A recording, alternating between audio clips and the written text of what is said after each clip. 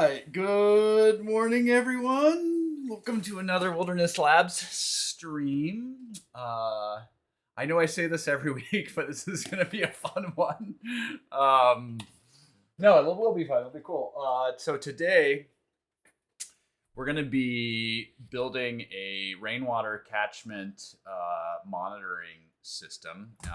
And specifically, what we're going to be doing today is building a bench prototype, right? And a bench prototype is kind of the first step towards IoT after you've done Hello World, right? So the first step in doing any kind of IoT thing is to you set up your environment and then you do a Hello World and make sure that you can blink the LED, right? And then the next step is to pick a project and then build a bench prototype of that.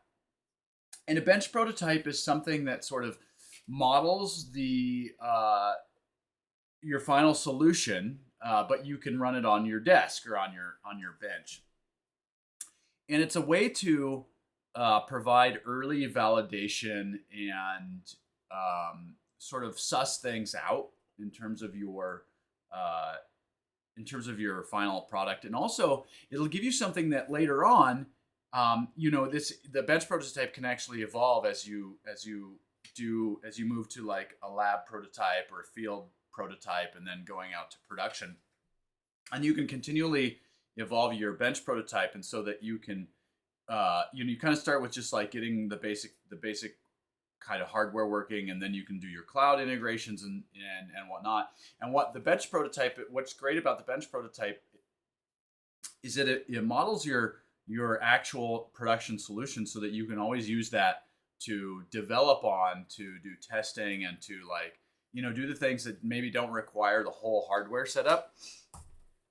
This is especially true for cloud integrations and things like that. So today, what we're gonna do is, I have this rain barrel here. Rain barrel. It's a rain catchment, and I have one of these up at my chicken coop actually. And this is how I water my chickens, because my chickens are up on a hill, and it's a real pain in the ass to carry 5 gallons of water up the hill for the chickens. But they've got a coop with a roof, and so I've got a gutter that drains into one of these, and it's basically I just have I've got a little sink strainer attachment that sits right here, and then that filters any garbage that comes off the roof. And then I've got this Maxbotics sensor that screws in, and this is a distance sensor, and this is a sonar, and it gives me the distance to the top of the liquid. And I'll pull that up for you. Maxbotics.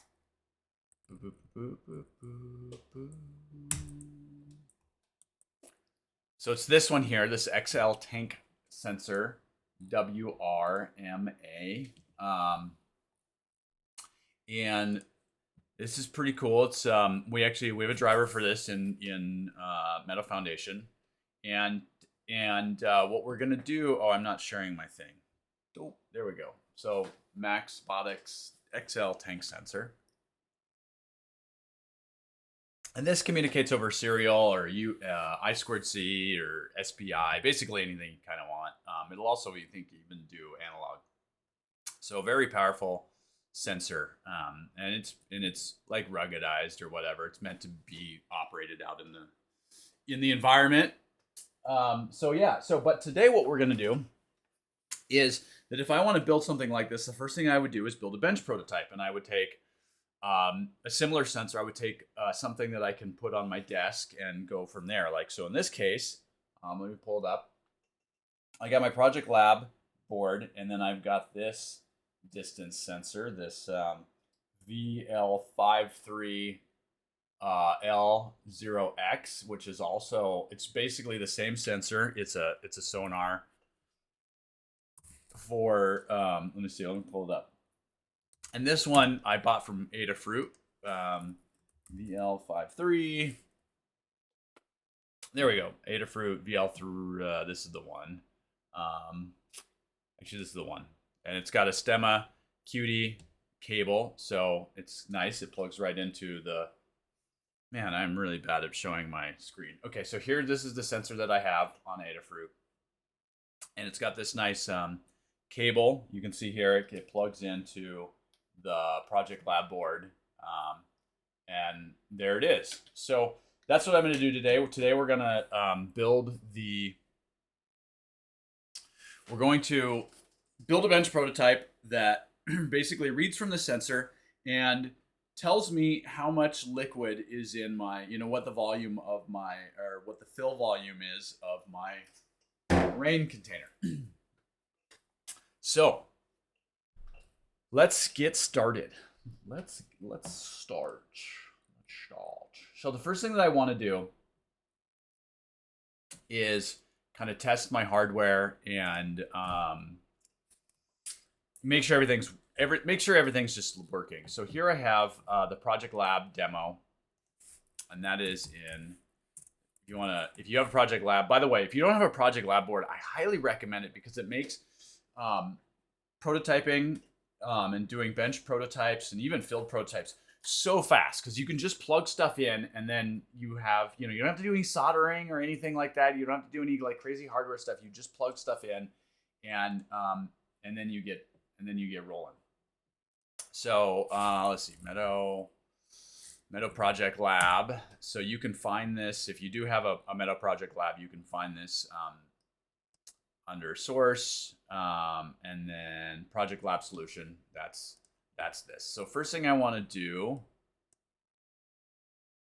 like Mac 17.4 Visual Studio is available, but it breaks our debugging. So okay, so I'm gonna deploy this, and let me see. There we go. So I had deployed it earlier, so the screen's still up, but let's just make sure that everything's still good. Good.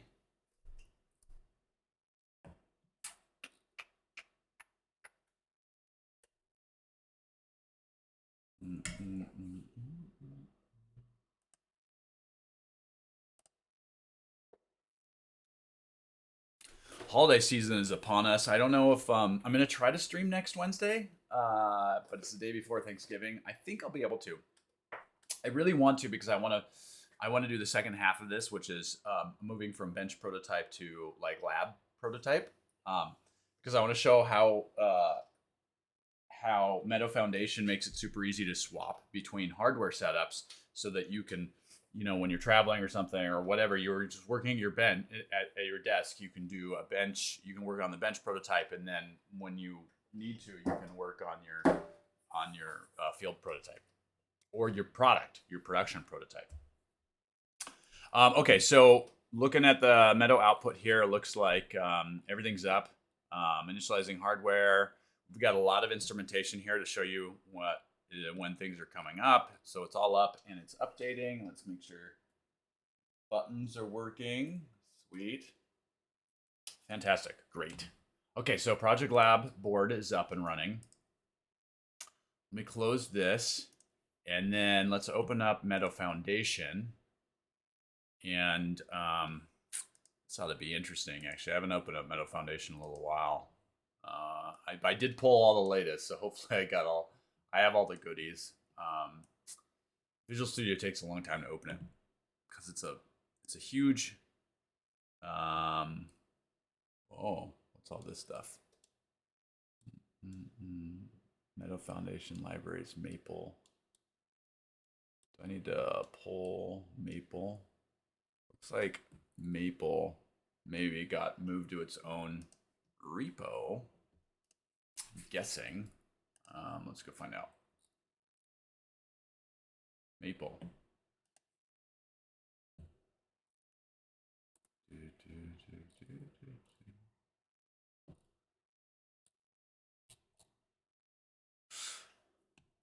Yeah, looks like I need to pull this. I think yeah, I don't have it. So it looks like it got pulled out to its own repo.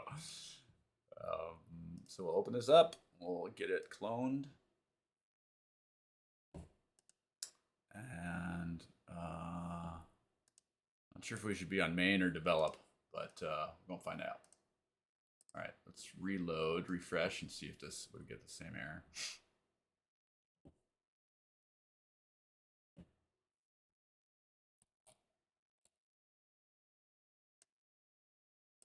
Did we refresh? Or we got to reload? Is there a reload?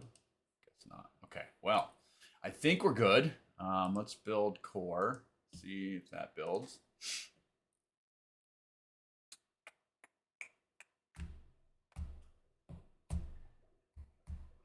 Sampling sensor could not be found. Are you missing a directive? So it sounds like I have got a probably on the wrong branch. So there's a lot going on Meadow Foundation right now. So I'm on develop.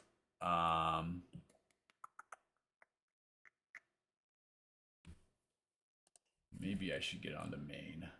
Just get into the stable stuff. Stable stuff. Sampling sensor base. Sampling sensor. Oh, you know what I need? I need updated contracts. Because we fixed an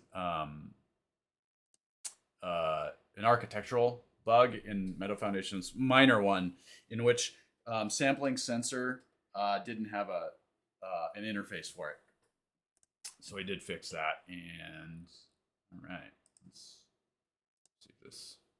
See if we get this now. Hey, all right, so we're good. Built. Very good.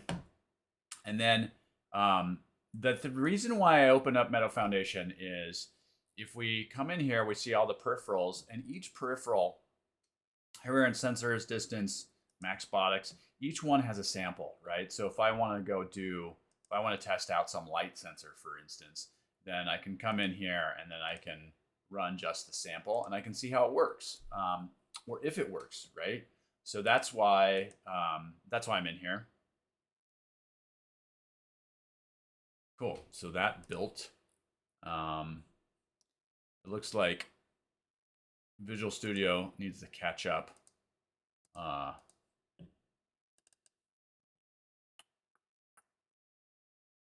Well, yeah. It says that these aren't available, which is just a caching bug in Visual Studio.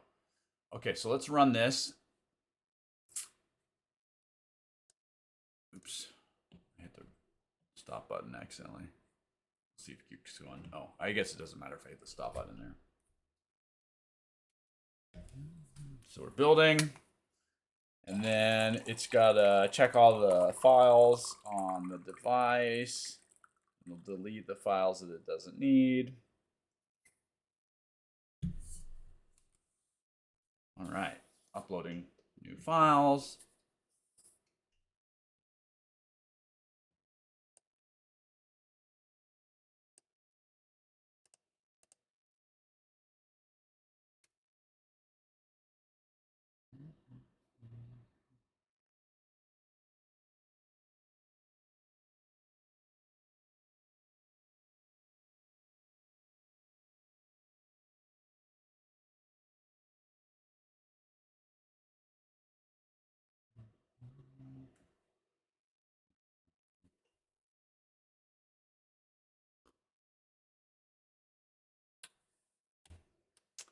All right, it's almost done. MS Core Lib takes a little while because it's the main core library, and because we link, we tree shake and get rid of like unused calls and stuff when we deploy.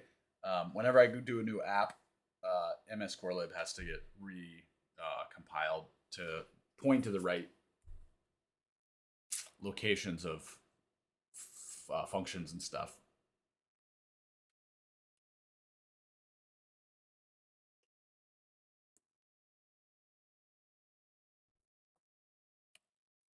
That's weird. Did it deploy twice? MS Core Lib?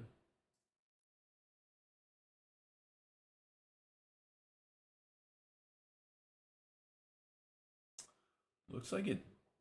Oh no, that was the debug file. MS Core Lib PDB debug file.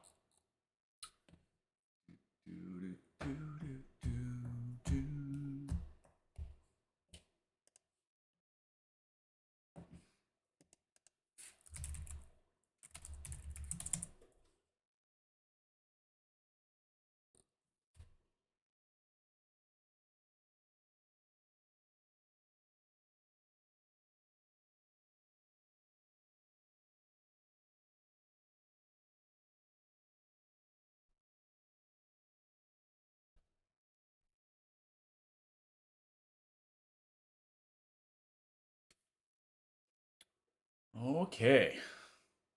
MS-Core libs up. And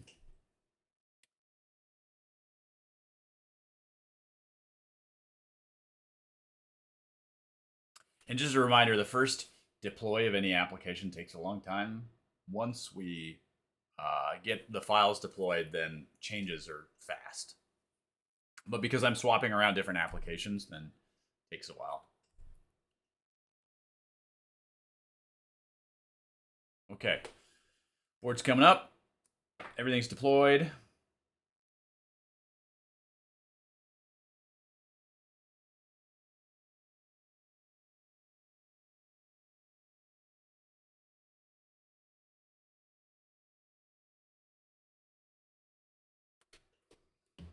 All right.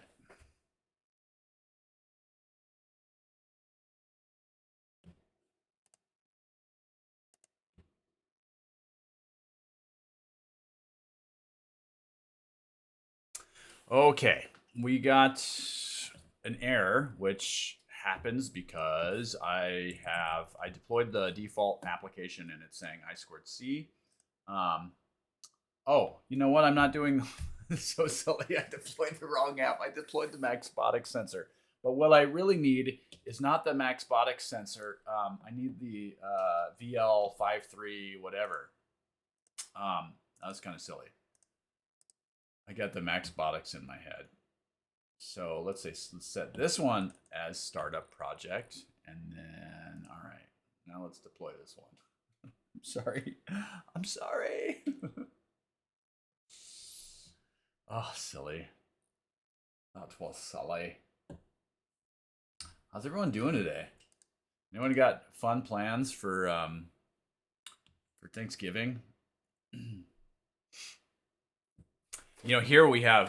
So I live at Mount Hood in Oregon, and usually by Thanksgiving is when the resorts open, the ski resorts and stuff. And crazy, this year we got a big dump early on, and they opened it up like right around Halloween, and then they had to close it again. So I'm wondering if it'll open back up by Thanksgiving. But I have a split board, and so I can skin up and climb up the mountain on my split board skins, and then ride down. And I am gonna be doing some of that soon. As soon as the snow comes. Right now there's a lot of rocks and stuff, and you ride over the rocks, it's dangerous and it rips your board up. And split boards are expensive too, man. So expensive.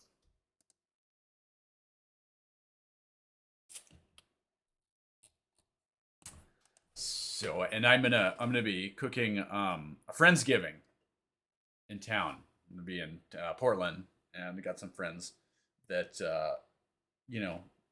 are away from family or whatever. So I'm gonna cook a big dinner with my friend Keith and some other friends, and Friendsgiving, which I think is fun. I love doing Friendsgiving.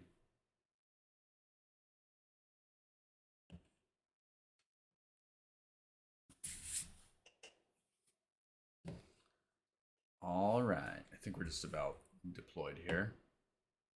Again, I'm swapping applications, so it takes a while. Man, I need a haircut. It's my hair is out of control. Look at this. Look at this nonsense. Like an 80s rock star or something. I've been I can't talk. I have been having to do a bunch of travel, and I'm trying to get in to get a haircut. And my travel days that I'm at home and the days that my hair person is in and has appointments open have not overlapped, so my hair just keeps getting longer, and it's like way too long. It's driving me nuts. All right, here we are. So it's up, out of range. Let's put a thing here. Actually, let me show you. Let me move this over. So I'm using a board, core compute module breakout board to bounce back. You see, okay, 4 inches, 5 inches, 6 inches, 7 inches, 8 inches. Hey, all right. So it's working. This is awesome. Or if you're Canadian, 100 millimeters, 200 millimeters. All right, awesome. So we have validated that our hardware works, which is good. That's step the first. Important to do. So let's stop this. And now we're going to make a new app. So I'm going to close this.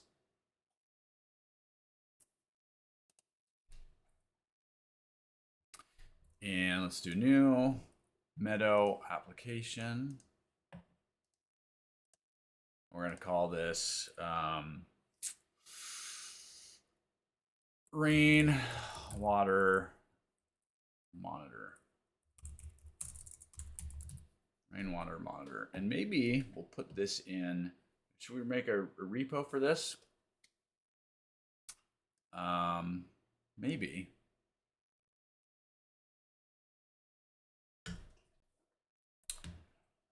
Maybe we'll put this in. You know what? I'm just going to create it in my projects, and then maybe I'll move it into Meadow Core samples or Meadow samples someplace. But for right now, I'm just going to make rainwater monitor. And all right, for some reason my my templates are old, so I gotta delete the old stuff. We don't need program CS anymore, and now we have this is a library, and then we have, I think this is override, and then we have an override run. I think it is. Let's fix this. We simplify that. Override run. There we go. Cool. And this is return base.initialize. Fantastic. This is a task. There we go.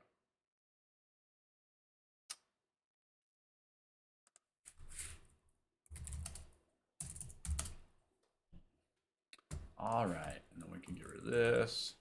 So the new template, the new, yeah, as of RC1, we simplified a lot of the app template.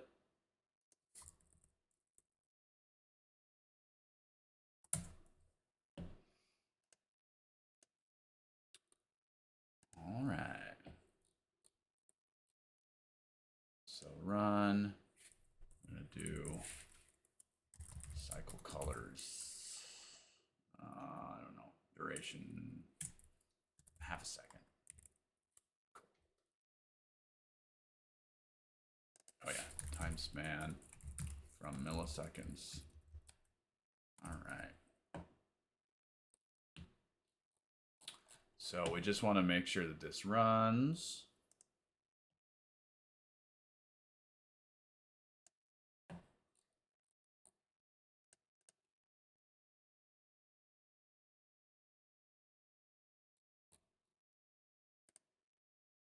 Cool. And while that deploys, use the restroom real fast.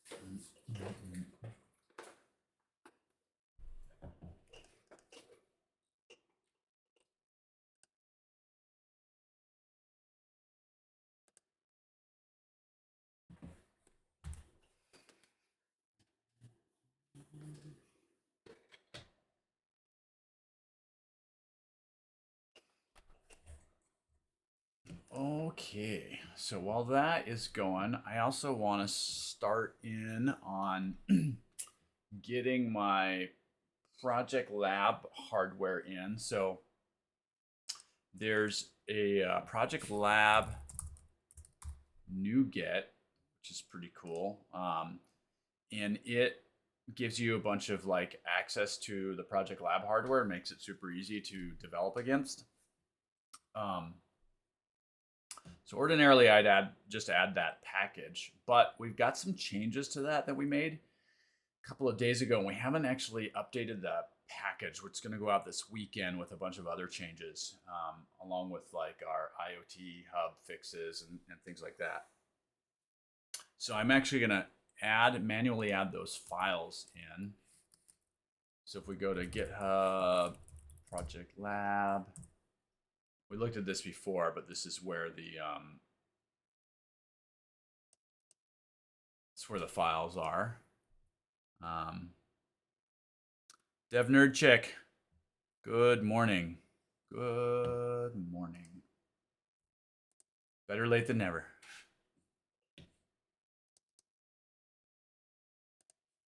Okay, cycle colors. Colors are running. So hardware's up and running. Sweet. So let's start getting the let's get the Project Lab hardware in. And for right now, I'm just going to reference directly that project, so I don't have to copy files in. So Project Lab, source, Project Lab, there we go. Let's see if we can build that. Make sure there's no issues there. Sweet, that builds. And we're going to add project reference to Project Lab, select, blah, blah, blah. And now what I'm going to do is just to start my app, I'm going to grab the code from the Project Lab demo. Ooh, I also want to do this. I want to turn on our JIT. So to do that, I don't think it's app config. I think it's, yeah, meadow config. So this, I want to add this to get JIT going to make things super fast. So let's do that. Add new file, meadow config.yaml.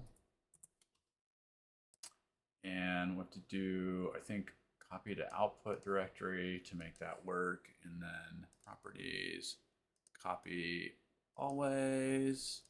I think this is right. So get that in there. And then let's add our display controller.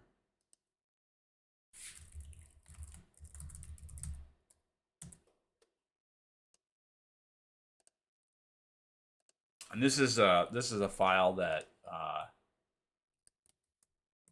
the display controller is pretty cool because it space rainwater monitor. It handles the display. You basically just give the display some information and then it draws stuff.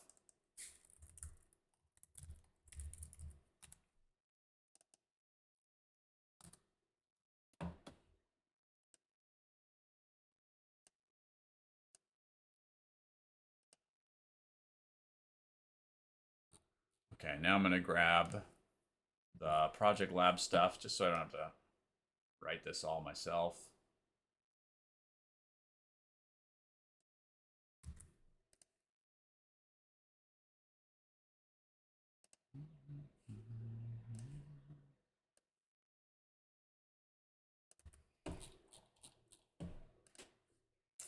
And let's get make sure we have our correct.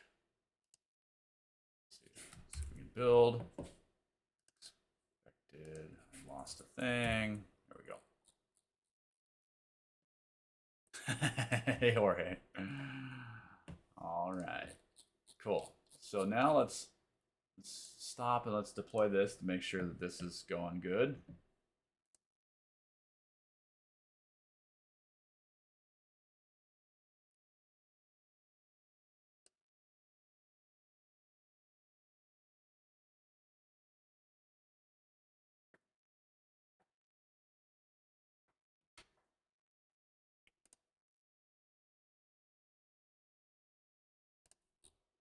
So let's look at this code while it deploys.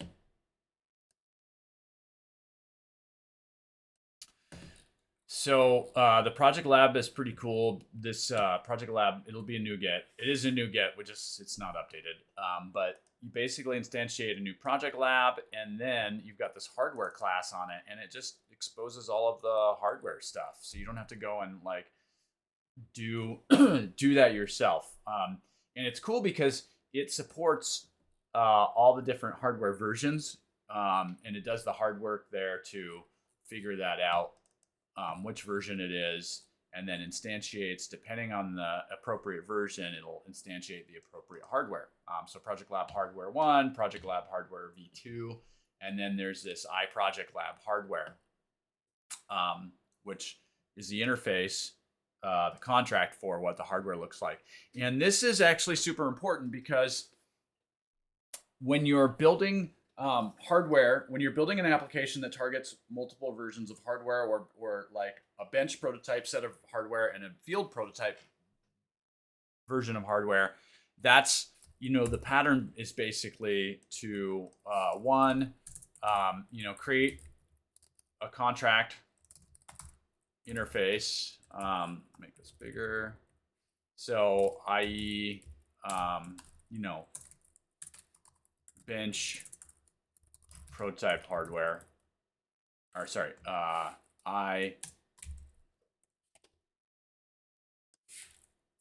rainwater hardware, rainwater monitor hardware, and then you would create your concrete classes, i.e.,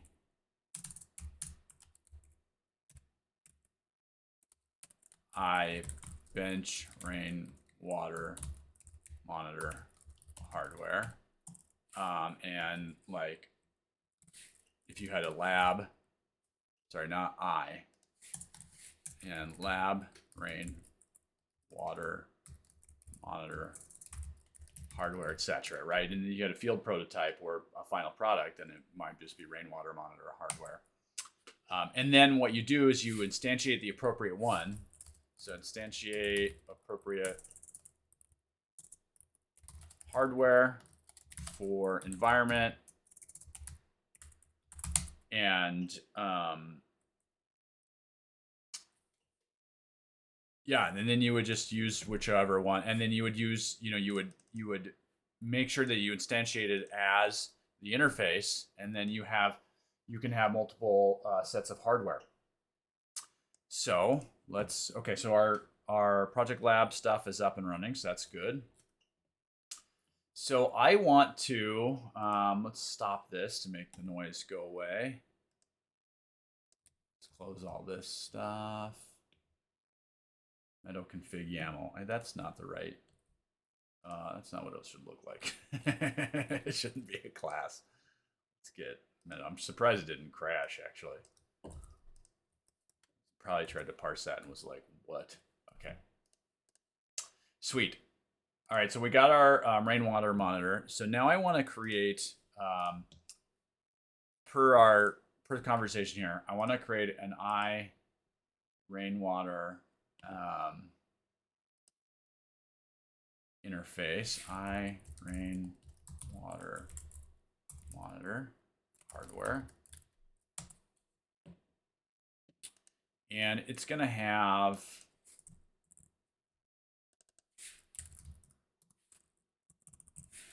an probably it's a Meadow Foundation peripheral. It's a Meadow Foundation sensors.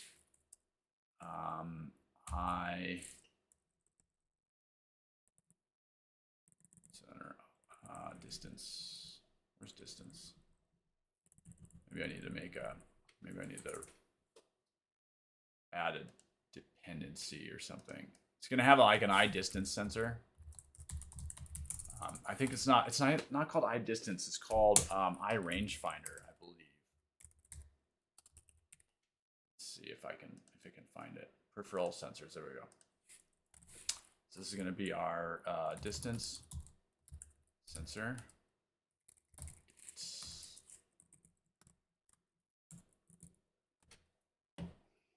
And then let's extend. I want to extend the Project Lab hardware because I think that'll be, the easiest way to get access to all the hardware will be to extend the Project Lab stuff. So I'm going to create a new class. We'll call this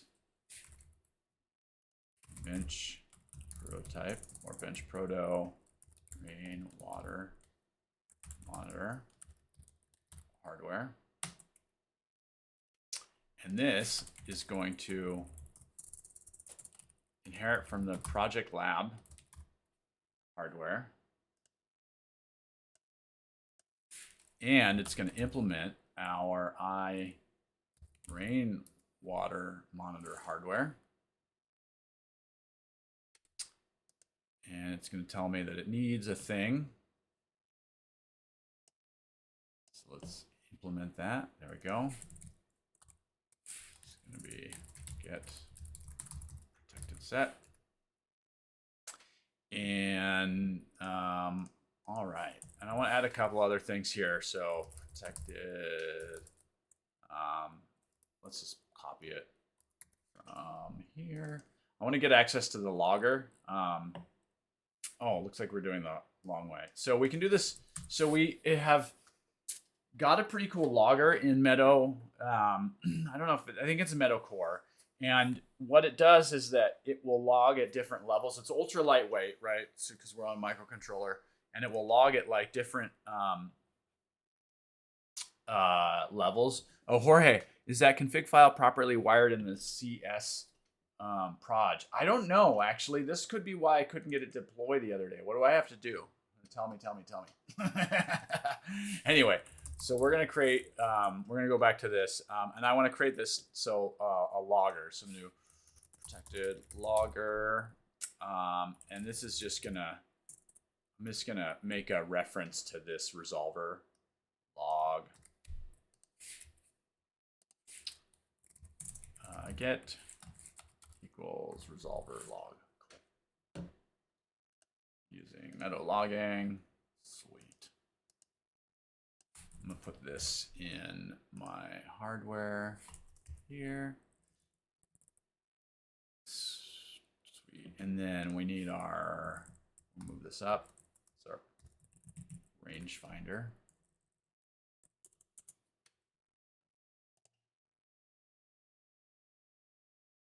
Look how we wired on the project. You copied things from, oh, just open the CS project like in the code editor.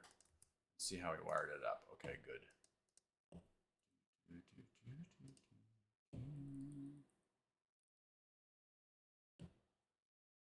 I don't actually see it in here. Oh, there it is. No config. So this should be correct. Because I added it to the thing. Let's see. Edit project file. There it is. Item group, update, Meadow config, YAML, item group, Meadow config, YAML, copy to output directory, always. Preserve newest. I think actually that's wrong. Anyway, so it looks like it's good. Okay, back to this. So we got a rangefinder for our sensor, and then and now I need to. So this is going to be it's inherent from base. So we get the Project Lab stuff to instantiate correctly. So now we're gonna instantiate the distance. Distance sensor. So say distance sensor equals new VL53 blah blah blah. So we need to add a NuGet to that. VL53 53. Here we go. That's the one. So VL53 L0X. I think it's called we go. And then it needs the device and the I2C bus. So we'll do resolver. This is how we get to the device these days. And then I2C bus is instantiated by the Project Lab hardware. So we can just do base.hardware.I2C bus. And then we want to log some information. Logger.info. We want to write it out as information. Instantiating distance sensor.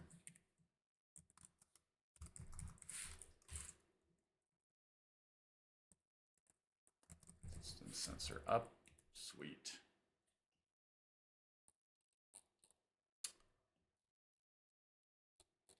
Cool. So that should get us our distance sensor. So let's go back over to our Meadow app. And now, instead of instantiating a Project Lab, I'm going to create this bench proto rainwater. This is actually what I want to make is AI rainwater hardware. And then I'm going to rename this to hardware. Cool. And instead of creating a Project Lab, we're going to create this bench prototype hardware monitor.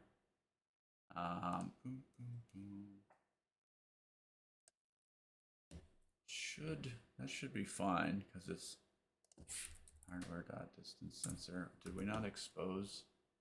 Let's go back to the. Oh, I know why. Because this is also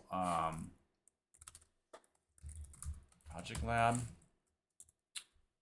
I don't know if we have an iProject Lab. Project Lab hardware. I think we do actually. iProject Lab hardware. Yeah, good.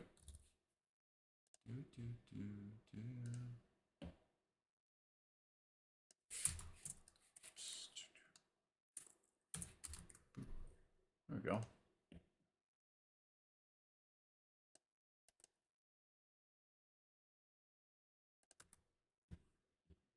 Cool. So that should be good now. So this should.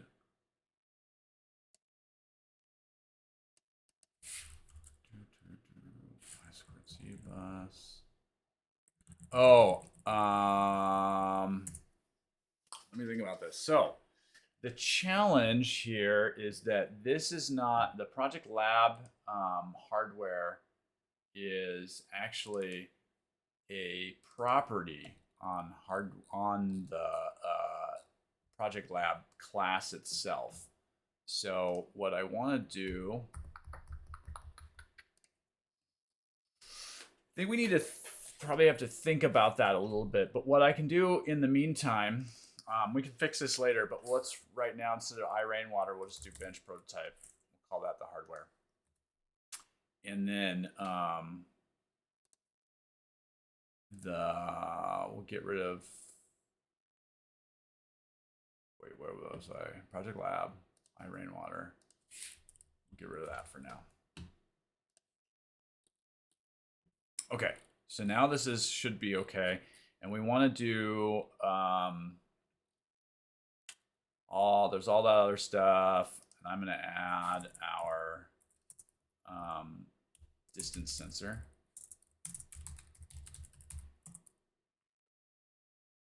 We're going to say hardware.distance sensor updated distance updated plus equals, insert that, and we're just gonna write this out, move this down with the other event handlers. We'll also log this one.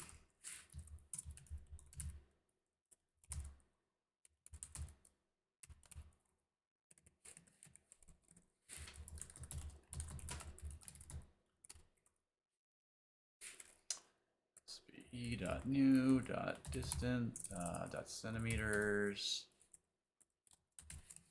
Centimeter. Okay, and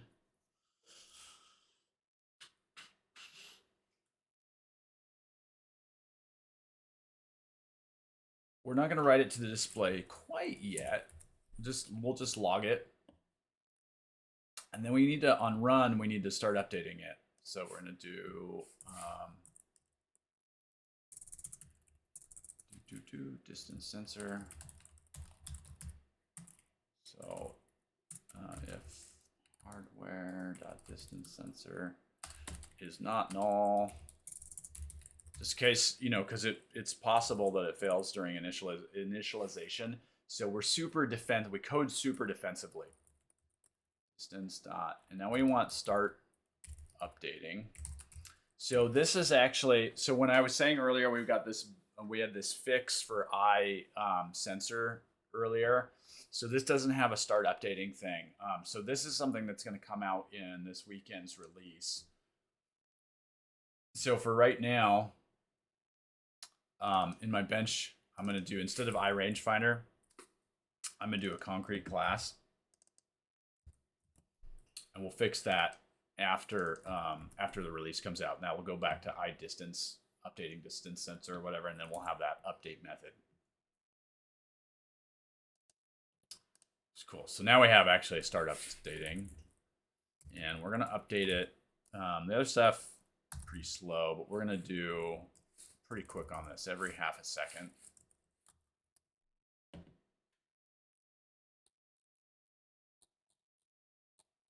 A lot of stuff. Okay, so let's deploy this, and this should still work. So now what we have is an app that has both all the Project Lab hardware up and running, and hopefully this distance sensor.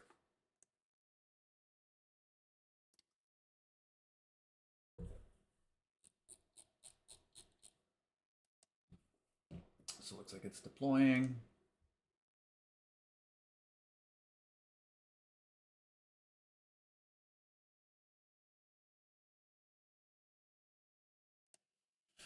Restarting, and see how fast it deploys the second time once you have all the files on there. Then we just deploy the changes.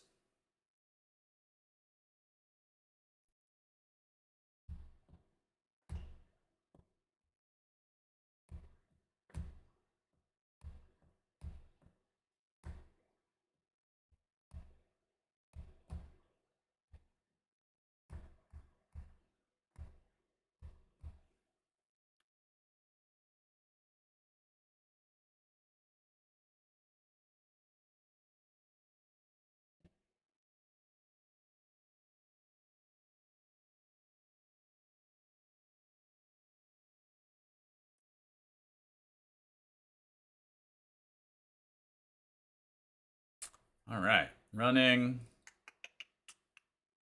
Cool. Sensor is getting updated. Let's test. 11, 16. Okay, cool. So that's good. So that's working. So our sensor's up. All of our things, all of the hardware now is integrated together, which I love. So next, we want to model our storage container. And we want to turn this distance sensor into like information about our storage container, about how much water's in there. So I'm going to start by creating a class called storage container.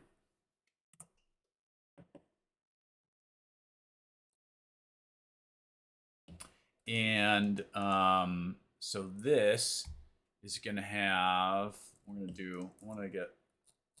get our logger in there.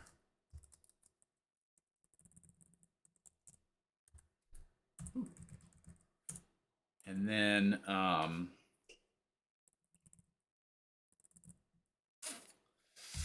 thinking about this storage container, we want to know how much it's full, right? So I want like a fill amount, so public, and I want this to be a unit, public volume fill amount. This is going to be a get in Meadow units, and then I'd like to know a percentage. Public, what's that? Double fill percent. And let's see, this is going to be we're gonna calculate this, and this is gonna need like we're gonna need a capacity. So we'll do public volume, so like container capacity, or we'll just do capacity.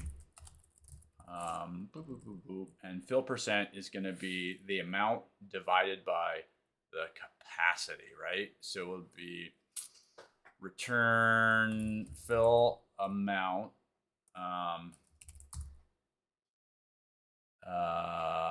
dot. Oh, why isn't that resolving? Fill amount dot. Why does this hate me?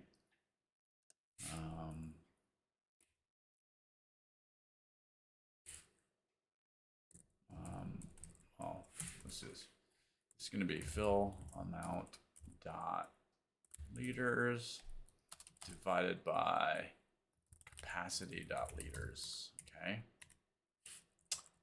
So that should give me fill percent, fill amount. And then one of the things that I want to do here, I want to have multiple containers, like configurations.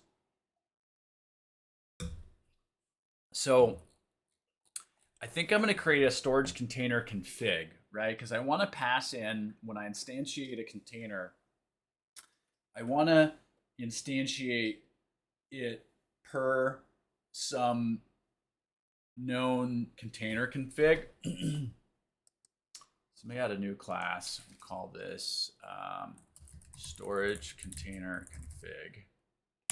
Oop. What do we need to know here? We're going to actually move.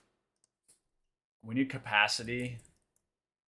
And what we're going to do is we'll do this. We'll do public storage container config on this one. And that's where we'll store all that information. Container config. Oops, why didn't it do that? Container config get protected set. And we're going to move capacity to that one.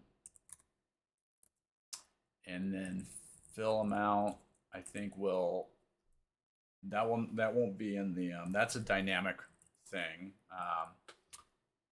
So this would be container config dot capacity, and I'm actually gonna rename this to container info. And then when we instantiate this, I think we need to pass in our storage container config, container info, and we're going to save this dot container info equals container info. And then let's go back to our storage container config. So what do we need in here? We need capacity, and we'll need the volume per centimeter. So we need to measure. So in order to determine how much water is in here, we need to measure from the top to the top of the liquid, and then we basically take the entire height of an empty or a full one minus the distance, and that gives us how much is left over. So we need a couple of things. We'll need the height, the empty height, and that will be the distance. So this will be distance to the bottom of the container when empty, right? Also known as the internal height. And then the capacity will be total storage capacity when distance to liquid is, zero-ish. And then we need, like I said, we need the we'll need the volume per centimeter. So, or volume per something. So public volume per centimeter, because we need to know, like, as this changes, as the distance changes, how much volume that is. And then if we know if we can figure out how much centimeters of liquid is in there by taking the height minus the distance and then multiplying that by volume by centimeter, we get the total volume, right? Does that make sense? I hope so.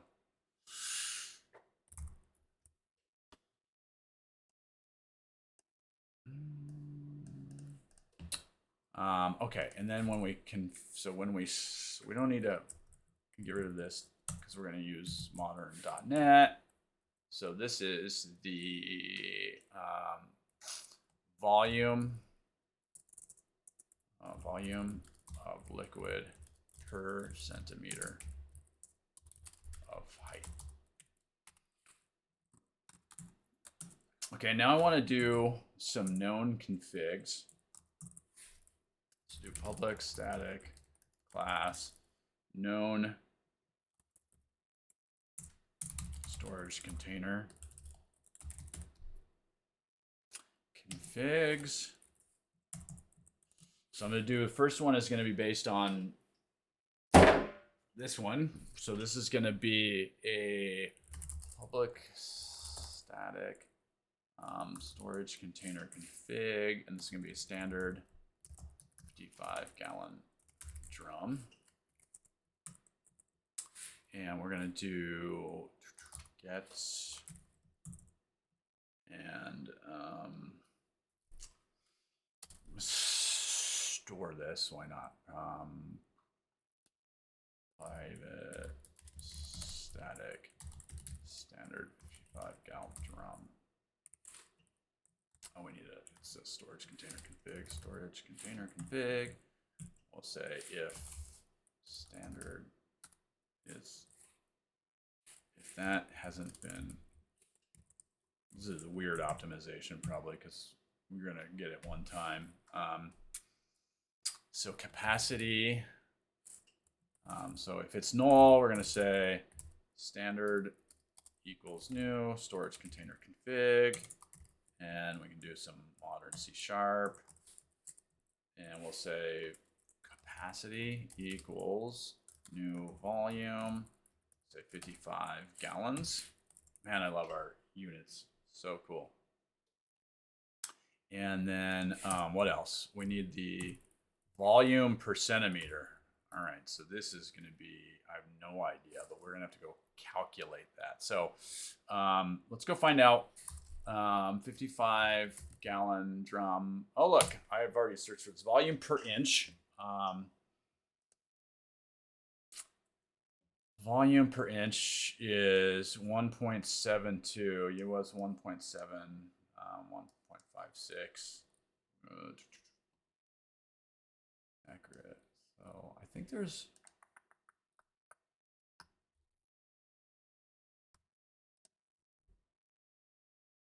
Let's see, I want to know a 55-gallon drum. I think I looked this up. 55-gallon drum. I want the dimensions.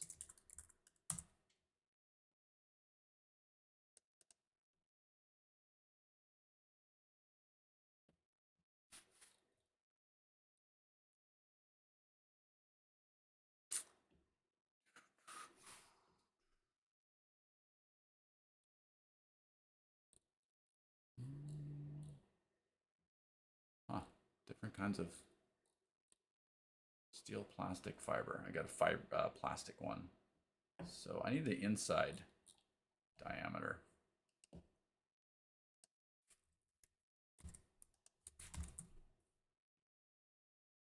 I had another one here.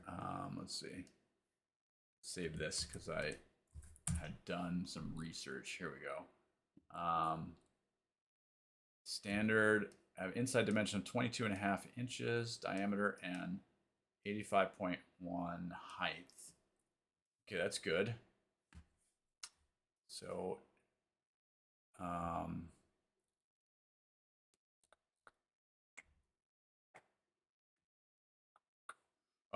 outside dimensions are that one, but we want internal. So 85 centimeters height. So we can do empty height equals new length 80, what is it, 81, 85 centimeters, 85 centimeters. And then, okay, so let's go back to this volume per centimeter. So a 55 gallon drum, so 55 gal drum was 1.72 gallons per inch, which we saw. And then, right, I think I got that. I think I remember that right.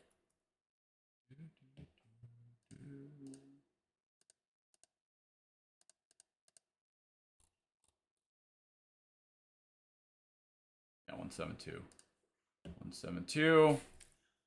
So how many liters are there per inch?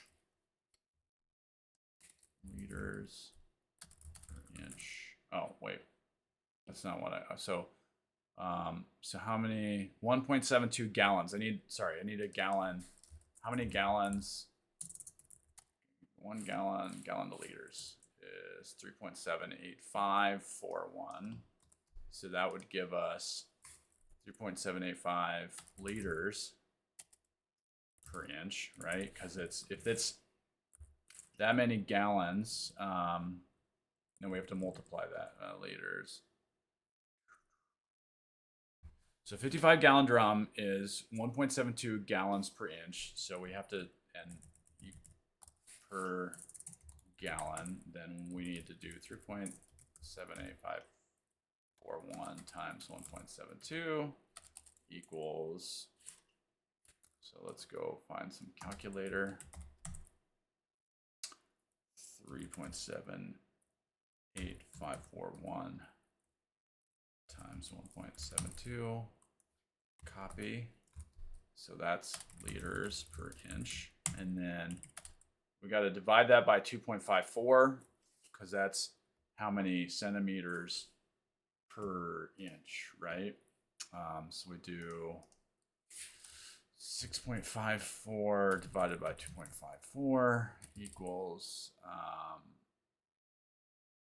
liters per centimeter. So that divided by 2.54 equals 2.56 liters per centimeter. Okay, cool. So we'll just use that. That's good. Volume per centimeter is going to be that. And that's going to be float or double M. What is it? What is it like? Can I convert? Oh, volume, because it's a volume. Right. So new volume liters. Perfect. Great. And now we return standard 55 gallon drum. Did I get my, that's where we created it. This is, I got my thing wrong. Okay. Do we have too many? Here to here, here to here, here to here. Cool. That's why I like F#. You don't have any these brackets. Okay. That in line 37. Got it. Thank you, Jorge. What is it now? Boop boop. This is that one. Oh, if. Here we go. Sweet.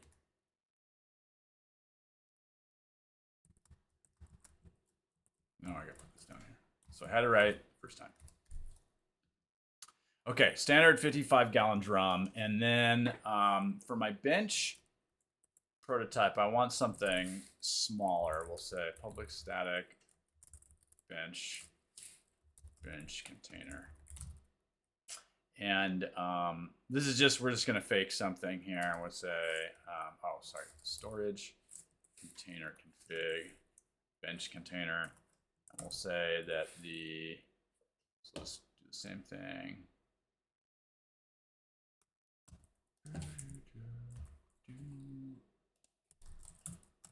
Say private static storage container config. Call this our bench container.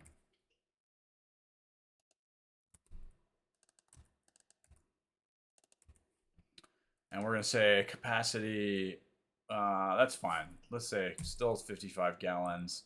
But the height, when it's empty, we're going to say that's like, I don't know. Grab my...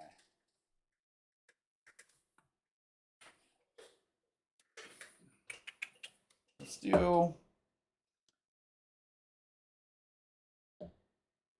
do 20 centimeters, which will be the height to the bottom of my monitor there.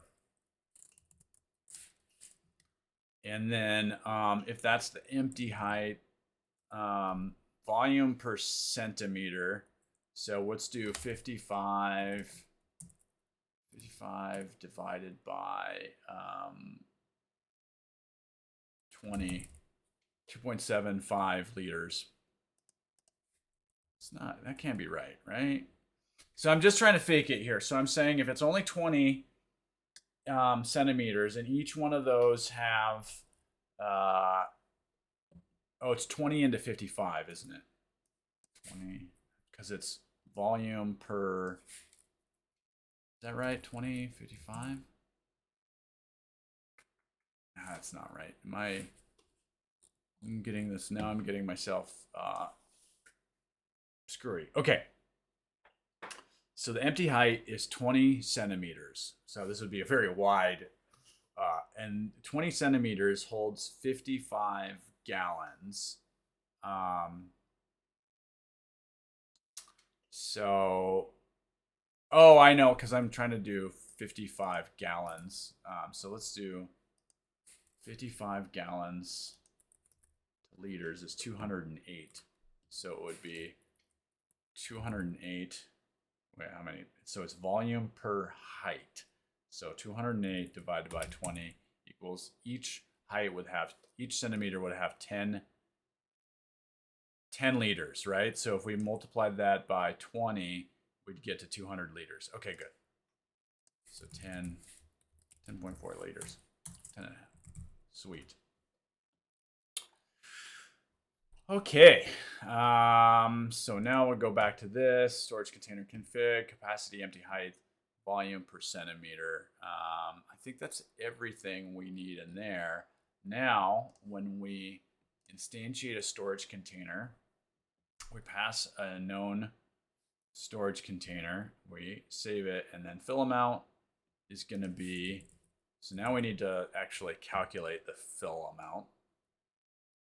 So I want to make a method to this, protected volume calculate fill amount, and it's going to be a length. We're going to say distance to top, right?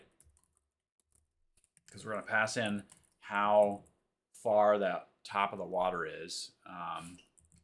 And there's something wonky. So there's something really interesting about this sensor, which is that if the sensor returns a negative value, then it's out of range. So if it's out of range, we'll just we'll say that it's too far away, and if it's too far away, there's no liquid in there. So top dot centimeters less than 0.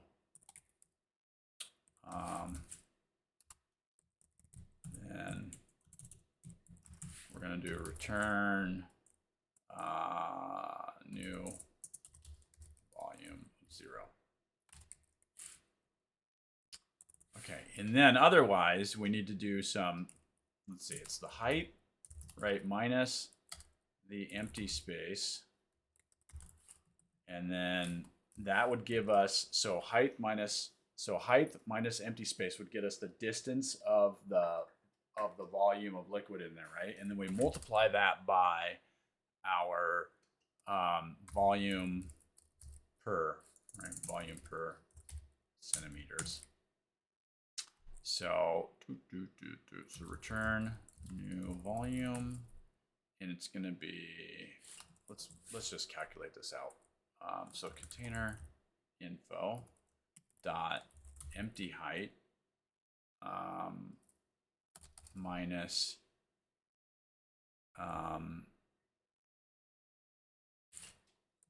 centimeters minus the volume, the distance to top, right? Distance to top centimeters. And then we multiply the whole thing by liters container. Multiply that by container info dot volume per centimeter dot liters. Right? So this would be the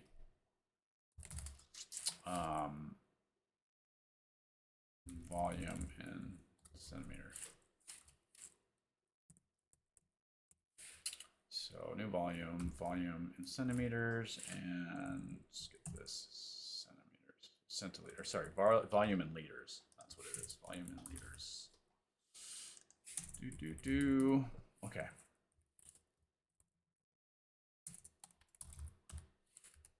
Volume in liters. Cool. Storage container. And then, so that gets us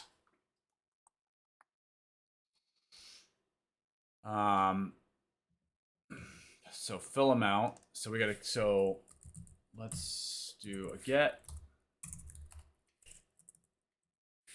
And this is gonna be return, so it's gonna be the distance to the top of the liquid. So we're gonna calculate that return, calculate fill amount. And then we need the distance to the top of the liquid. So we do need that as a thing. So public length distance to top of liquid, which we'll get from the sensor. Get protected set distance to top. Calculate fill amount.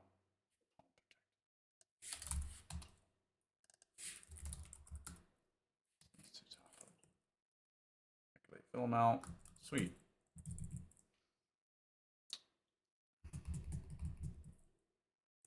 So this we can simplify. It's going to be boop.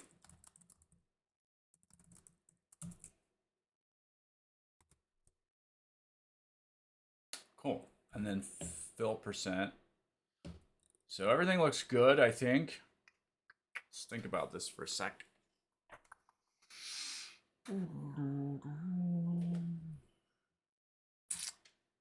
Okay, storage container. And then let's see what else on this. We need to do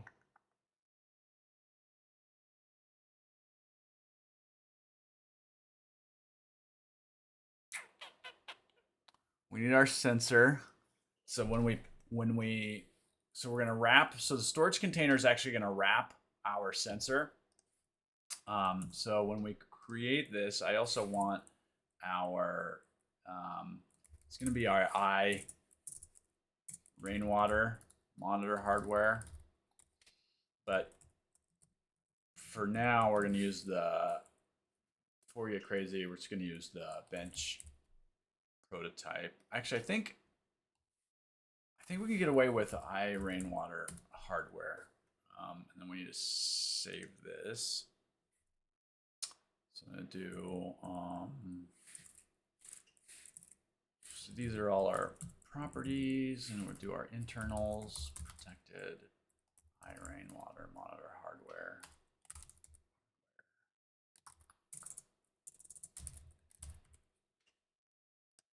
So we're gonna do this, the hardware equals hardware, because this will have our distance sensor on it. And then we need, I want an event, because I want to, whenever this changes, I want to subscribe to an event. So we'll do public event handler, and we're gonna do our classic Meadow pattern here. I change result. We're gonna the volume, and it's gonna be volume updated, and just make it safe so there's never a null there. Okay, so I change result, volume updated, and now we need to raise that event when this when the distance sensor changes, but we need to subscribe to the distance sensor. So we need to say hardware dot distance sensor updated plus equals distance sensor updated. Okay, sweet.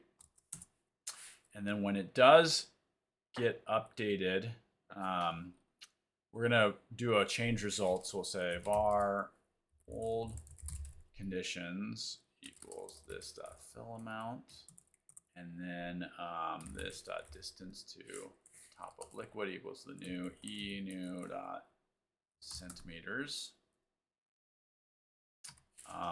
No, sorry, I'm doing the pattern wrong. So distance top of yeah, no, that's right. But I want to rename that. Change result.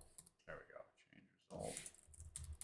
New centimeters. Oh, it's already a unit. Change result to new. So let's see. Save the old conditions. Get the new distance, and then our new conditions is going to be this dot fill amount, because we're saving this, right? And then fill amount will calculate fill amount, and then we're gonna do our updated. We really should we should make a method to make this extensible. We do like raise event, but right now I'll just raise it here. So this dot updated, this, and then new change result volume. We're gonna pass was it new first? Yeah, new conditions and old conditions. So basically following the pattern of a sensor here. We're making our storage container basically like look like a sensor. Yeah, so that's good. And then we'll need a start updating and what isn't it like? Cannot convert from volume to length. Oh. Fill amount is volume. And then also volume. Wait, fill amount, volume. Change result volume. Cannot length. Did I screw this up? Event handler, no, that's volume. What did I do wrong here? Oh, that's why. Wait, no, that's not right. That's what comes in. What comes in is length. We change it to volume. Distance sensor updated. Oh, not that. I want volume updated. That's why. That would have been a recursion. That would have been bad. Okay, so now I want to be able to start updating it. So we'll do public void start updating. Take a time span, date, interval equals do time span from seconds. Let's just do the default of every 5 seconds for now. Time span from seconds. Must be compile time. Isn't that a compile time constant? No? All right. Do this.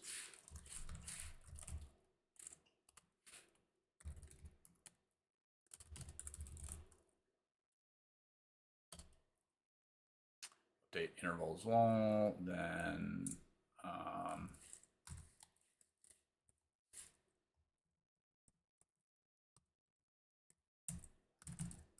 I think I filed an issue with the C# team that we should be able to do. That should be a compile time constant, or you should be able to do that. Anyway, update interval equals time span seconds. Otherwise, So now hardware, we're going to turn on our distance sensor updating, start updating, update interval. Cool. So that should start it updating, and then we need to stop updating, public void stop updating, and that would make hardware distance sensor to stop updating. Cool. I think that's everything. That's basically, that is our thing. So now we need to go to our Meadow app here.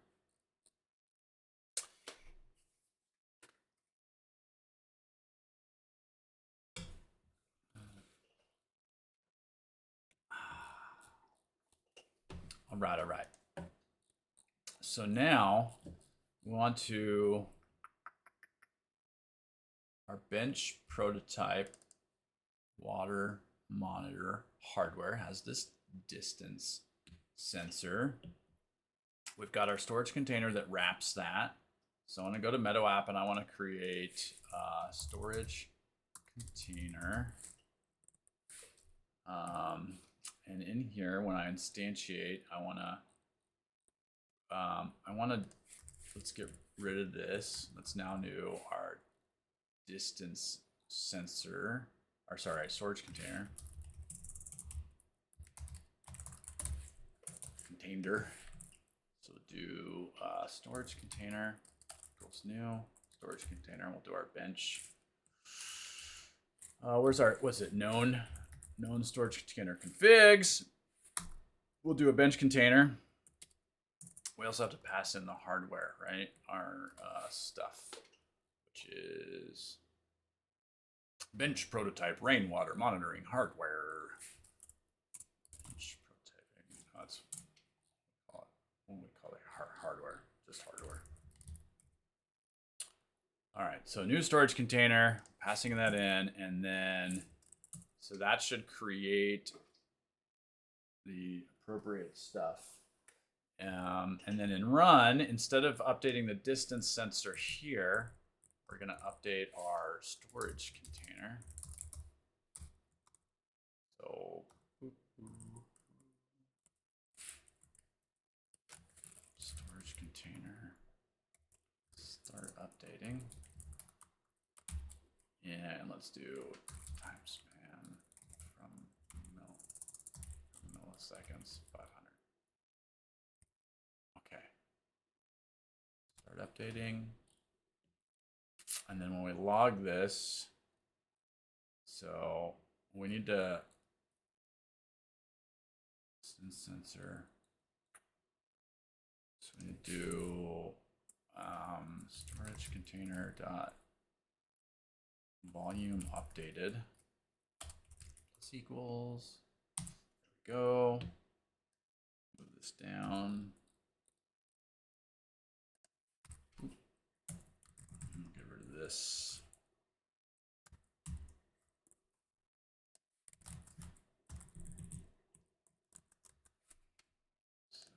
Storage container volume updated. E new liters. Sweet. So this, hopefully, if I haven't done anything wrong, now whenever that distance sensor updates, we convert it to an appropriate volume. Hopefully I've done everything right. All right. While that's deploying, I'm going to use the restroom. Be right back.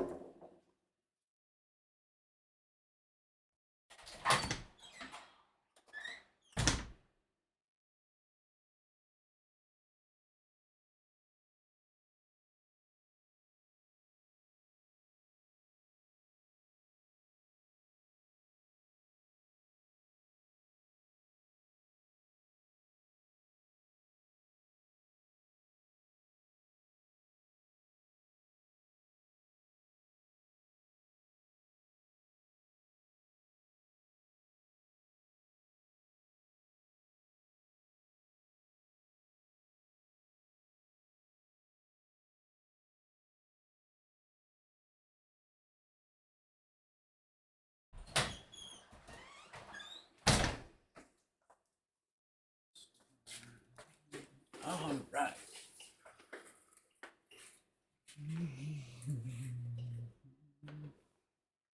Okay, hardware's coming up. Woohoo!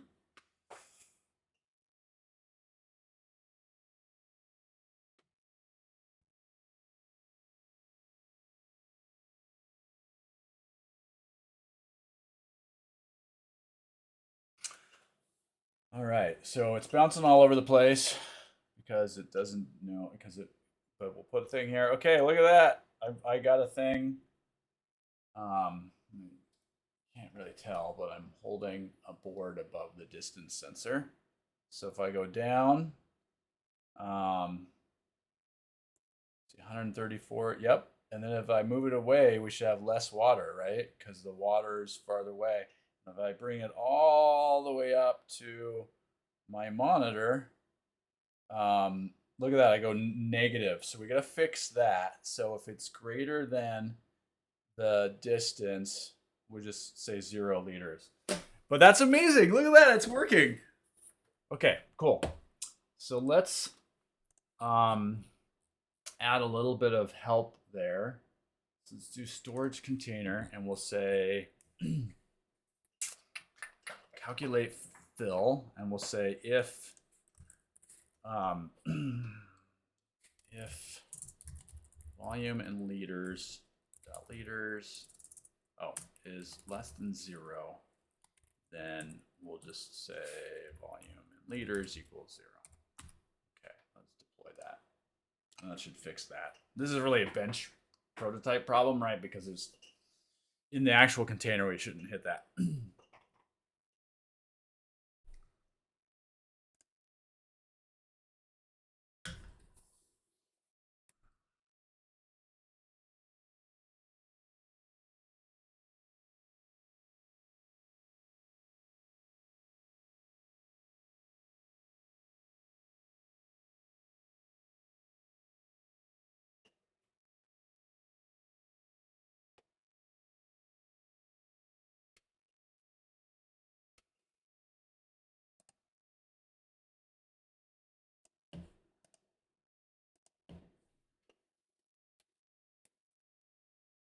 Okay, should be coming up.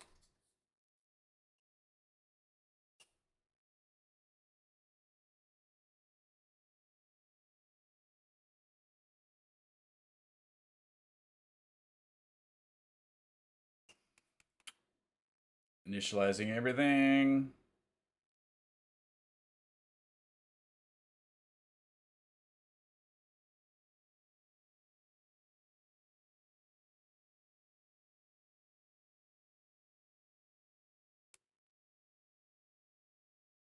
All right, storage container. It's getting emptier as I lift up the thing, and then we go to empty. Even if we go higher, we get empty. Okay, cool. Very rad. Okay, so there's one more thing I want to do here before I wrap up the stream, and that's I want to display this on the display. I want to have a visual display. So if you look at the display right now, we have mostly using it. So I want to go to the display controller, and I want to get rid of the button status stuff.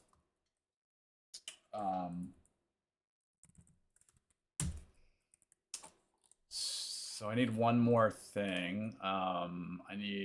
So the way the display controller works is that you've got these different properties that you can set, and then when you set a property, it updates. So I'm going to add a new property. Let's hide all this. Let's get rid of this. Well, we can keep the button state for now as properties. We just don't want to. I'm not going to set them anymore.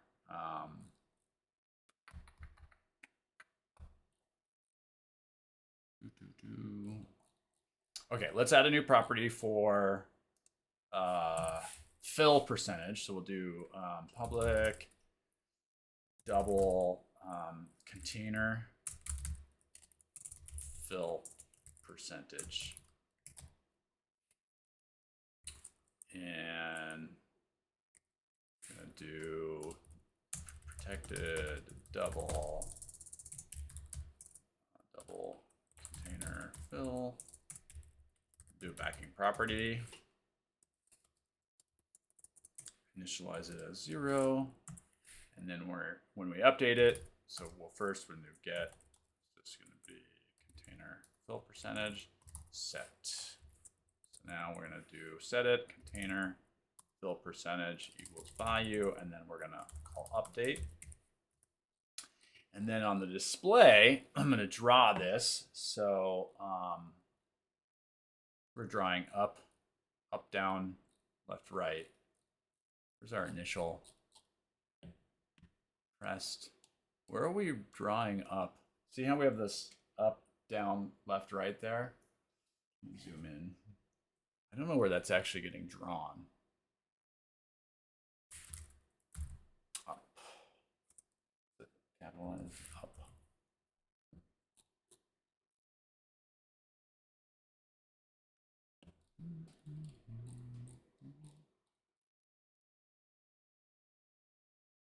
Update. Status. Where are we drawing those labels? Oh, I see. So we were just doing draw status. Oh, so there's this label called draw status, or this thing which draws the label and then draws a right aligned value. That's pretty cool. Why don't we do that? Why don't we do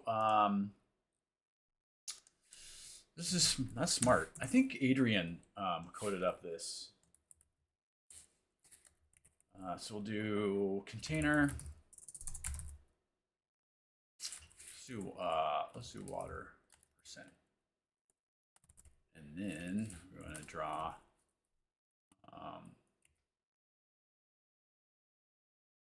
looks like, and then there's a color, right? Was it? What's the draw status? Label, value, color, and Y position. Okay, label, value. Is it color? No, label, value, color, Y position. Okay, so the label, here's the value. The value is going to be percentage, right? It's going to be, was it water percent? What did we call it? Container something. Where is it? Where is it? Where is it? Container fill percentage. Container fill percentage.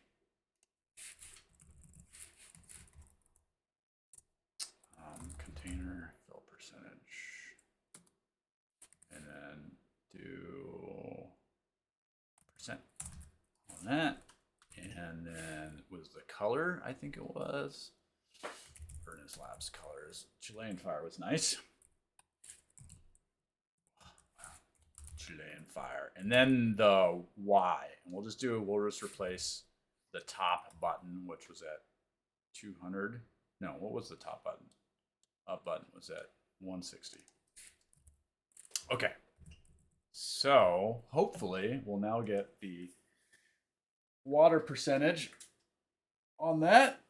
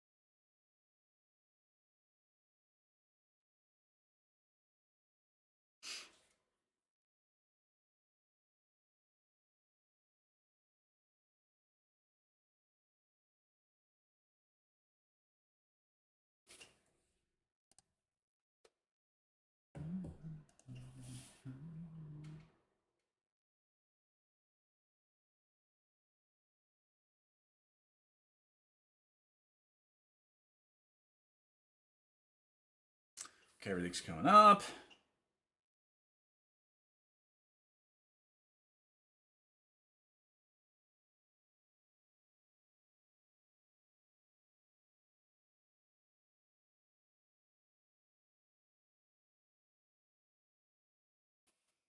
All right. Water percentage is 0. Let's put our thing here. And 0 liters, 2 liters. Let's see. Are we forgetting to update our thing? I think we did. that's how we do it. All right, so let's go back to our app, and then I think we forgot to update our display controller here. Indeed, we did. So let's copy this.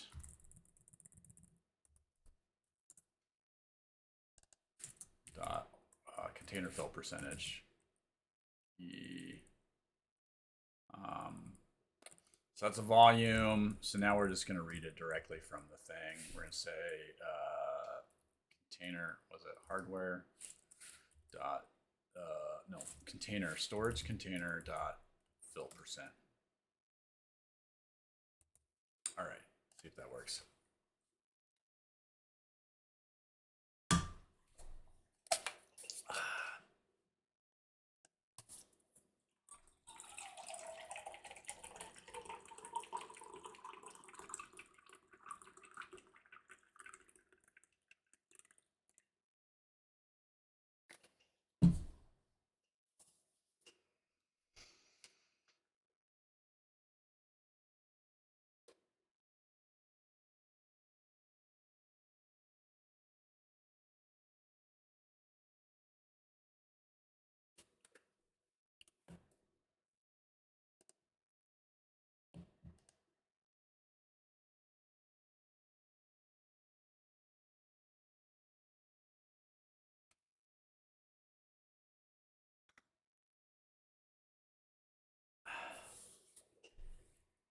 There's a lot of debug output right now in this window, but we'll get rid of that in the next. In RC2, we were just debugging some debugging. We were debugging. So that's why that's there. Not that it matters. The real information is over here anyhow. All right, instantiating buttons, distance sensor, everything's coming up. Boop, boop, boop, starting to run. Okay. Oh, look at my percentage. I need to fix that, don't I? How many percentages is there? That's a lot.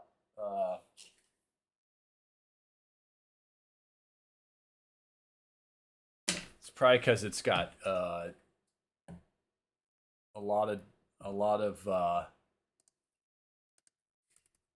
Let's do a couple of things here. Resolver.law, resolver.law.info.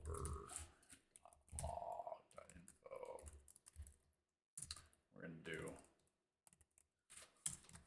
storage container fill percent. Storage container fill percent. And when we do the drawing, we need to truncate that. So we need to do no percentages. So we'll do, I guess we could do percent, or no decimal places. So it's an N0, I think. There's no decimals. I think that's good enough. I don't think we need to know decimal points in our fill.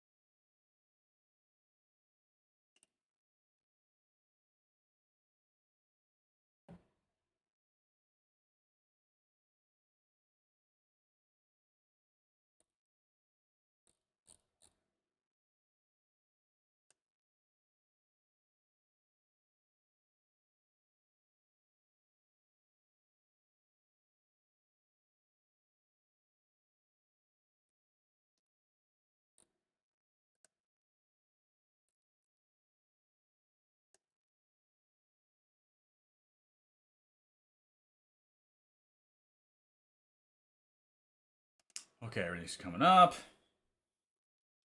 Hopefully we'll get something better than that mess of numbers this time.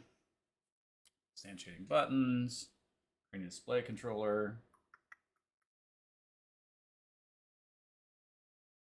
I don't think my JIT's running because it's a little slow. All right, fill percent, 0%, 0.1. So we're getting fill percent. Oh, I need to multiply it by 10, don't I? Because it's 39%, 42%. All right, so container fill percent, draw status times 10.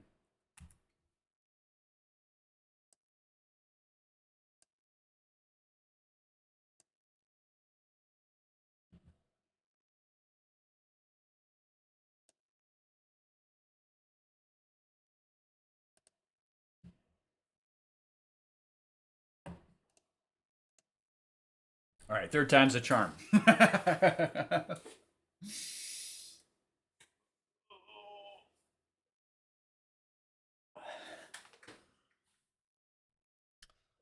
This is fun. I'm gonna use this on my my chicken coop water thing. That way I'll know how much water I have for chickens all the time. Not that it matters, but it's kind of fun to have. It's kind of fun. Kind of fun to have.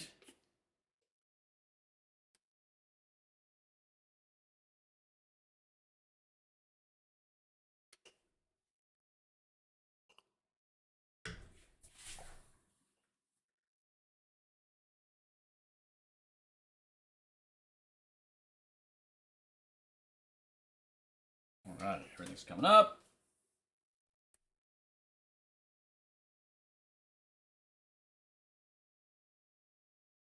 Running.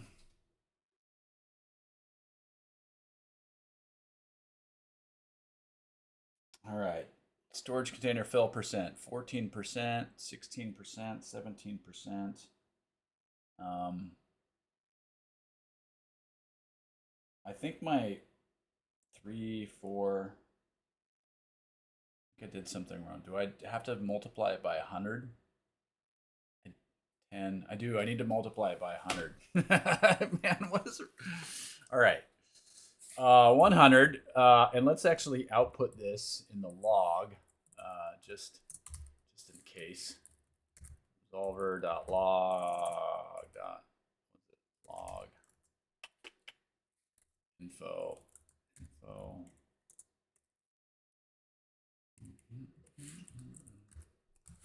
So we'll call this actually container fill percentage. We set that. When I set it, I want to fix this. This is where I want to fix it, don't I? I want to fix it in here. So this is liters divided by liters times 100. Okay, that should be better. So that way I fix it where it should be. Okay, stop, multiplied by 100, 0%. Heck, let's give it 1 decimal point.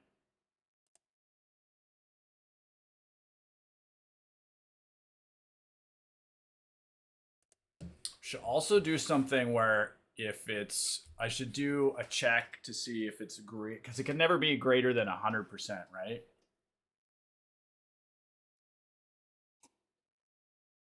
Although technically, our gas tank in our car goes over 100%, right? You sit there and you give it a little bit extra.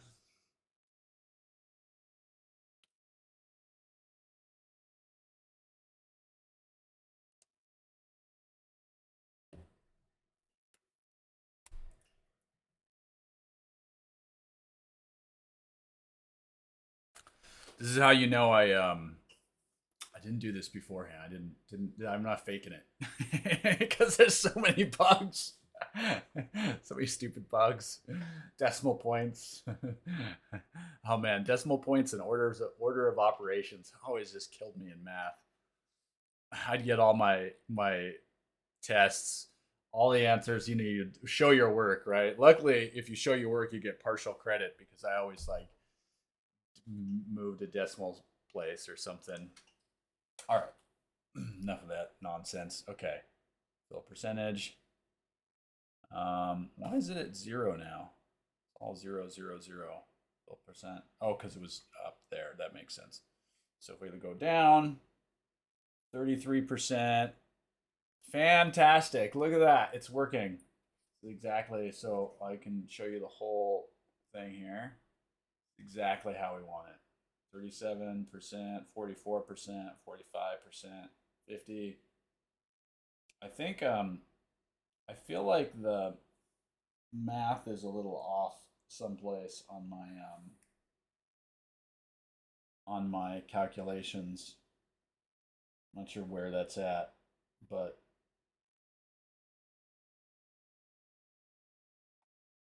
it's working. I got a math error someplace. Why? Because if I go to this, if I put it all the way down, it shows as like 50, 46, 50%, 63, 64, 66, 65%. So I've got something, I'm doing something funky probably in my storage container configs. I probably got something here that isn't right. Empty height 20, volume per centimeter. I probably did something wrong here. In any case, I don't really care, but I do want to do one last thing and then I'm going to wrap up the stream. I want to actually plot this as a little graph. So let's do protected void draw. Let's see, draw.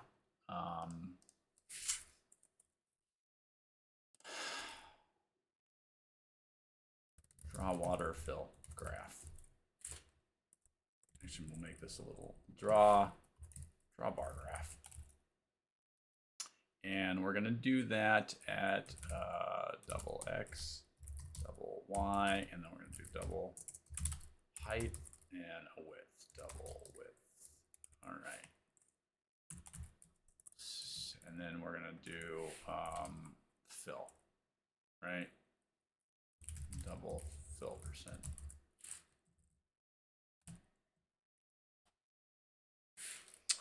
Do int because we're passing around percents as ints-ish. Okay, so I want to draw. I have to go look at code for this. So developer, Wilderness Labs, Meadow Foundation, micrographics. Need to draw a rectangle. We're going to draw a rectangle. Ooh, there's rounded rectangles. I forgot about that. So where's a draw rectangle? Oh, we don't have docs for each one of these, but probably easy to figure out. It's also probably in here, draw rectangle. So we're going to do, oh, and then we need our canvas. So we're going to do micrographics canvas to draw on. So canvas.draw rectangle. And we're going to draw X height. So int, oh, these should be, evidently these should be ints.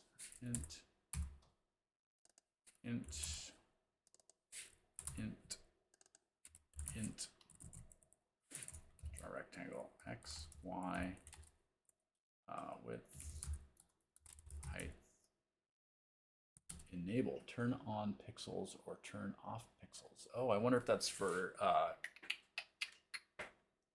what do you call, e-paper. Filled false. That's great. So we want to draw a rectangle. We don't want it filled. What are the other? Was it control dot or something to see? I want to see the different. Oh, color. That's what I want. Height, color. And we're going to draw this. We'll draw the container in Chilean Fire again. So we're going to draw the bar graph outline. And then we're going to draw the fill, draw the bar graph fill. So now we want, oh, Jorge says we got to set a stroke. Draw a rectangle. I don't actually see that. I don't see stroke setting. Graphics, draw rectangle. Draw line. Where's the draw? Where's the stroke? Say canvas dot stroke. That's set stroke. Stroke equals, what is this? Line thickness when drawing lines or shape outlines. So we'll set it as 1. I bet it defaults to 1, so I probably would have been fine. And then draw the bar graph fill. So now we're going to do canvas, draw rectangle, and we're going to do, I don't want to overwrite the outline because I want to do internal. So I'm going to do x plus 1 and then y plus 1. Actually, we need to calculate the y. So int y start, and we need int height, right, for this one. So we're going to calculate those. So this is going to be y start, and Jorge, remind me, is our graphics, is the origin top left or bottom left? Can't recall. Painter's model. Origin. Origin is the top left. Ah, cool. And you answered it as well. So top left, great. So y start is going to be, let's calculate this. It's going to be the height. So let's going to do, we need the height first, actually. So height equals height times fill percent, right? Fill percent. So, but it's going to be fill percent divided by 100. And I think we're going to have to do some casting here. Double, a lot of doubles, double fill percent. Get that right. Percent divided by 100. Then we have to double. Let's see. Can I implement a couple doubled in, right? So then the whole thing we got to truncate to an int. So this place where C#'s a little silly. Okay. Expected a thing.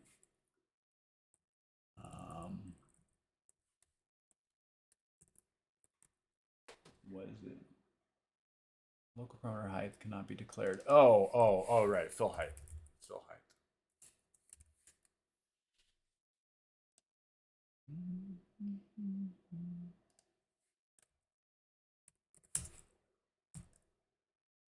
Okay, so that's the fill height. Now this y start is going to be y plus height minus fill height. Is that right? Fill height? Does that sound right? And then, all right, so x plus 1. Oh, and then we got a minus 2 because we're going to delete the 2 pixels of the border, right? So y height is going to be y plus 1 plus the height of the thing minus how much we're filling it. I think that's right. Now, when we draw the rectangle, x, y start, and then height is going to be fill height, and then width is going to be width minus 2, that's the borders. And then our color is going to be, let's do it blue. All right. Let's see. And I want to write some of this stuff out. I don't know why I wasn't able to access this. Looks like it's fine now. So I'm going to log this because logger.info fill height.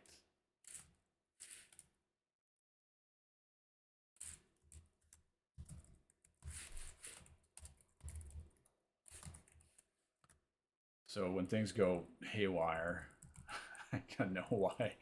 And then the Y start. I want to know the Y start. Logger.info Y start. Y start now. Y start. Okay. And now we're going to draw this.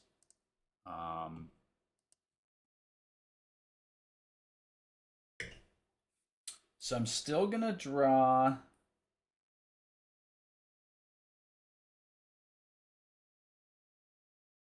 this water label, water percent label, but I don't think I want to draw the actual percentage on that. So what I'm going to do is just draw text on the label. So graphics draw text, and then the Y position is going to be 160, and the label is going to be water percent, and the color land fire. And now I want to draw this bar graph. So we're going to do draw bar graph, pass it to graphics, canvas. And let's see, the X. So this is a 240 display screen. So that's 120. So let's do it halfway across the screen. And the height is, I don't know how much we have left there, but we should be able to tell because when we're drawing these buttons, the right one is down at the bottom, 220. And I wonder what the font was. Font was somewhere here, 12 by 16, so 16 height. So 240 plus 16, so it was drawn had 4 pixels of extra, and the up one started at 160. So we're gonna do 160 again. Right, that's the Y. 160, and then the height is going to be, so what's 240 minus 160? 40 minus 160 is 80. That's where you can see it. So 80, and let's do 75 just to have a little extra space. And the width, make it fatty. Fill percent is going to be water container fill percentage, right? Container fill percent. All right, so let's see. Can you not convert from double to ints? It's water fill percent. We should probably figure out, should probably be consistent. The fill percent should probably be an int if we're gonna just be passing it around as like, you know, actual percent times 100. But for now, you know, what's going on here? Color to system drawing color. Why is that? Why is that gone bad? I don't understand. All that was working before. System.drawing color. Did we bring in system.drawing at some point? Yes, but when?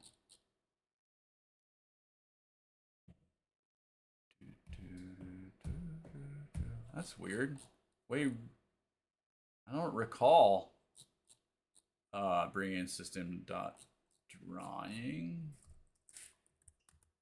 I don't know why. Huh, weird.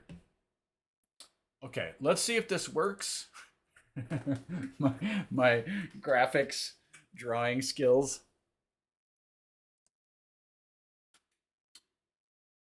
We're doing pretty well. We got our bench pro. We've got like basically all the hardware up and running.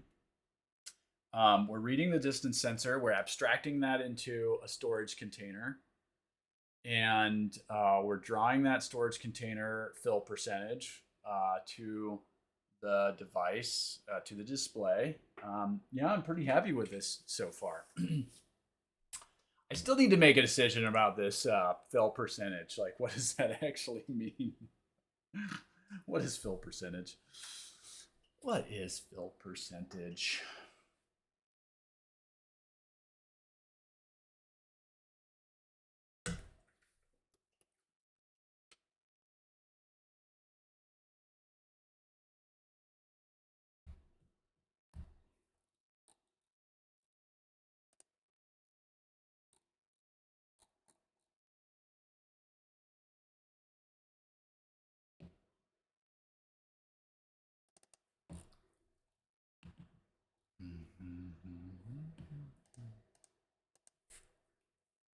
All right, running.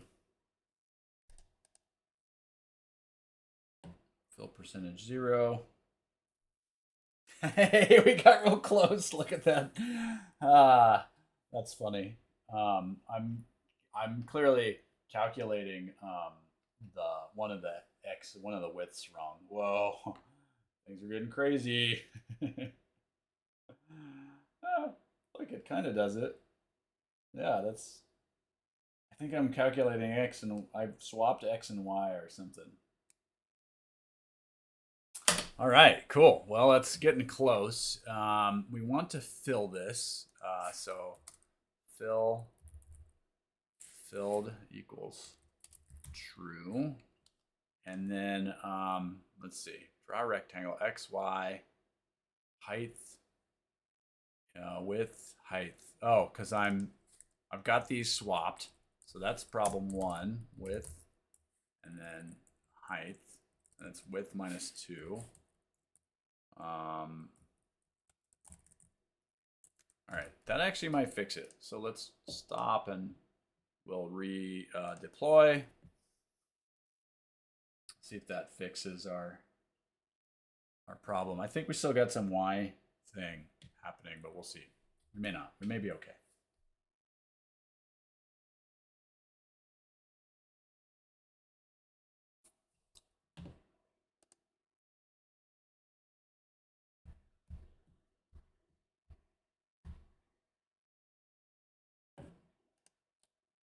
Oh, look, you guys have already written this, of course. Moisture meter. Ooh, that one looks really nice. I should definitely just copy that in. where is that? Source, moisture meter.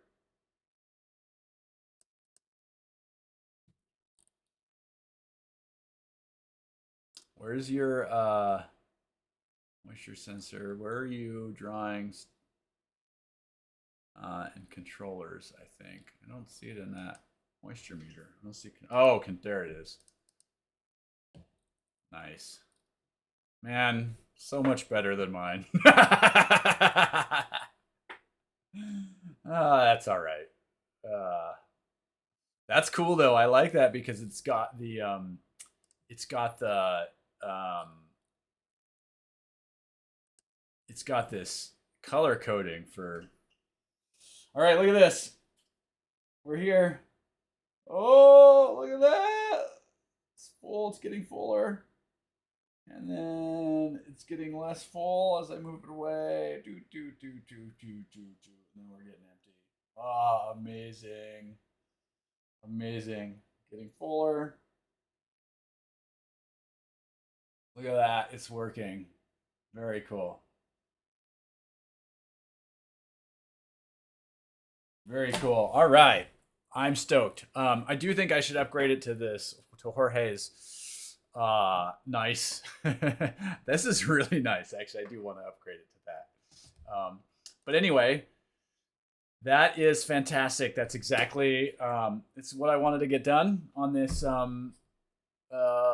stream. I'm only 13 minutes over. We got a bench prototype up and running of a water meter showing the fill percentage of my made up rain barrel. And I think next week, what I want to do is get this running on this sensor, and then in here, and we'll put some water in here, and then and then we'll run it, and we'll talk about the architectures between these two and how to share the code between these two things. But I'm really stoked about this. Up and running, everything works. We stumbled through some, stupid mistakes, but that happens. But yeah, I'm really excited that we got this up and running, and thank you everyone for tuning in to another stream. And like I said, next Wednesday, I'm going to try to do this again. It's Thanksgiving week, but so thanks everyone for joining in, and I will see you next week. So adios.